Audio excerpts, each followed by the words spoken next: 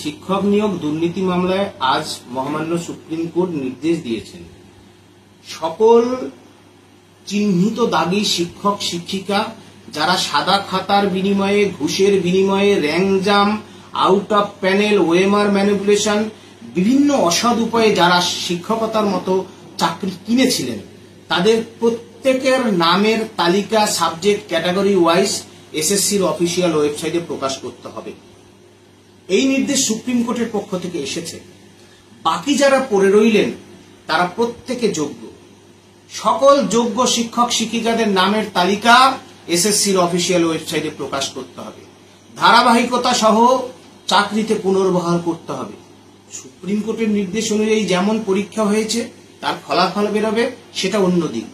SLST 1 কোথায় গেল? Supreme court, school service commission, রাজ্য সরকার, কোথাও আমরা অযোগ্য বলে বিবেচিত হইনি।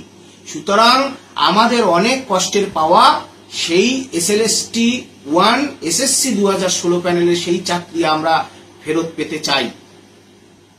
এইটুকুই আজকের দিনে আমরা রাজ্য সরকার এবং স্কুল সার্ভিস কমিশন এবং সুপ্রিম কোর্টের প্রতি দৃষ্টি আকর্ষণ করে এইটুকুই বার্তা রাখছি।